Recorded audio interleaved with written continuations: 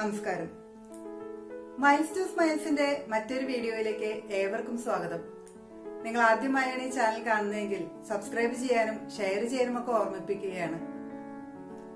ഏകദേശം 650 വർഷങ്ങൾക്ക് മുൻപ് ജീവിച്ചിരുന്ന ജയ്സൽമറിലെ ഗാഡ്സി എന്ന രാജാവിനെ കുറിച്ചും അദ്ദേഹം രൂപകൽപ്പന ചെയ്ത ഗാഡ്സിസർ എന്ന തടാകത്തെ കുറിച്ചുമാണ് ഇന്നത്തെ നമ്മുടെ കഥ.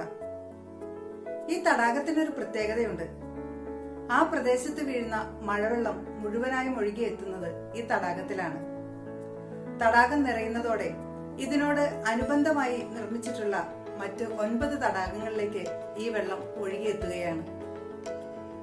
അതുമൂലം ആ പ്രദേശത്തെ ജനങ്ങൾക്ക് വെള്ളത്തിന് യാതൊരു ബുദ്ധിമുട്ടും ഉണ്ടായിരുന്നില്ല.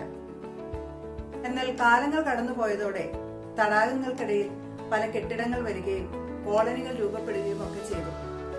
അതോടെ മഴവെള്ളം വെറുതെ ഒഴുകി പോവുകയാണ്. ഗാഡ്സിസർ ഉപയോഗശൂന്യമായി പോയി.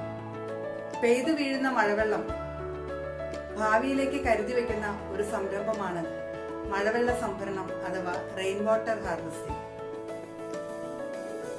വേനൽക്കാലം പിറക്കുന്നതോടെ കിണറുകളൊക്കെ വറ്റി വരളുകയാണ്.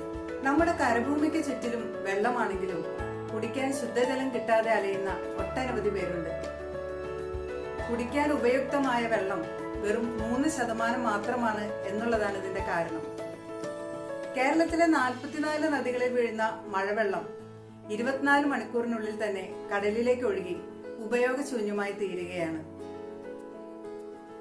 കഴിഞ്ഞ 2 വർഷത്തെ പ്രളയത്തോടെ തന്നെ മഴയെയും മഴവെള്ളത്തെയും ഒക്കെ ജനങ്ങൾക്ക് വലിയ പേടിയാണ്. തണ്ണീർത്തടങ്ങളും നെൽപ്പാടങ്ങളും മണ്ണിട്ട് നികത്തിയതും വീട് മോടി പിടിപ്പിക്കുന്നതിന്റെ ഭാഗമായി മുറ്റങ്ങളെല്ലാം ടൈൽ വിരിച്ചതും മഴവെള്ളം താഴേക്ക് കിനിഞ്ഞിറങ്ങുന്നതിന് തടസ്സമാണ്. കേരളത്തിൽ പൊതുവെ കാലവർഷം, തുലാവർഷം, വേനൽ മഴ എന്നിങ്ങനെയാണ് മഴ ലഭിക്കുന്നത്. മഴക്കാലത്ത് ലഭിക്കുന്ന ജലം നഷ്ടപ്പെടുത്താതെ പ്രത്യേക സംഭരണികൾ ശേഖരിച്ച് ഭാവിയിലേക്ക് ഉപയുക്തമാക്കുക എന്നുള്ളതാണ് മഴവെള്ള സംഭരണം അഥവാ റെയിൻ വാട്ടർ ഹാർവെസ്റ്റിംഗ് കൊണ്ട് ഉദ്ദേശിക്കുന്നത്. നമ്മുടെ പറമ്പുകളിൽ വീഴുന്ന വെള്ളം നമ്മുടെ പറമ്പുകളിൽ തന്നെ സംരക്ഷിക്കുക. അതുമൂലം കിണറുകളിലെ ഉറവകളെ ശക്തിപ്പെടുത്താനും മണ്ണിലേക്ക് കിനിഞ്ഞിറങ്ങുന്ന വെള്ളത്തിന്റെ അളവ് കൂട്ടാനും നമുക്ക് സാധിക്കും. മഴവെള്ള സംഭരണം നമുക്ക് പല രീതിയിൽ സാധ്യമാക്കാം. അതിൽ ആദ്യത്തേത് roof top rain water harvesting അഥവാ മേൽക്കൂരയിൽ നിന്നും വെള്ളം ശേഖരിക്കലാണ്. 1000 സ്ക്വയർ ഫീറ്റ് ഉള്ള ഒരു മേൽക്കൂരയിൽ നിന്ന് 2 ലക്ഷം ലിറ്റർ വെള്ളം ലഭിക്കുമെന്നാണ് ഏകദേശ കണക്ക്.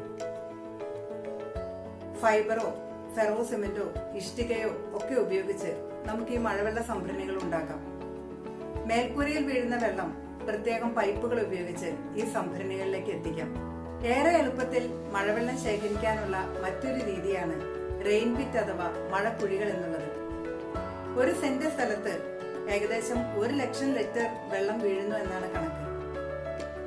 നമ്മുടെ കിണറിൽ നിന്നും 2 മീറ്റർ അകലത്തിലോ അല്ലെങ്കിൽ നമ്മുടെ പുരയിടത്തിലോ ഒക്കെ മഴക്കുഴികൾ നിർമ്മിക്കാം.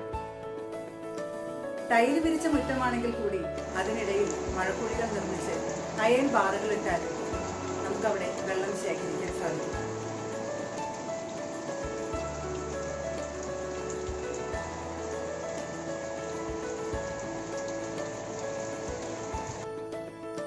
മഴവെള്ള സംഭരണത്തിനുള്ള മറ്റൊരു രീതിയാണ് വെൽ റീചാർജിംഗ് അഥവാ കിണർ റീചാർജിംഗ് എന്നുള്ളത്. നമ്മുടെ മേൽക്കൂരയിൽ വീഴുന്ന വെള്ളം പ്രത്യേകം പൈപ്പുകൾ ഉപയോഗിച്ച് കിണറിലേക്ക് എത്തിക്കുന്ന രീതിയാണിത്. എന്നാൽ ആദ്യത്തെ 2-3 മഴയുടെ വെള്ളം കിണറിൽ വീഴ്ത്താതെ നോക്കണം. കാരണം മേൽക്കൂരയിലെ മാലിന്യം അങ്ങനെ കിണറിൽ എത്താൻ സാധ്യതയുണ്ട്. അതിനായി നമ്മൾ ഫസ്റ്റ് ഫ്ലഷ് വാൽവ് തുറന്ന് ആദ്യത്തെ 2-3 മഴയുടെ വെള്ളം പുറത്തേക്ക് ഒഴുക്കി കളയും.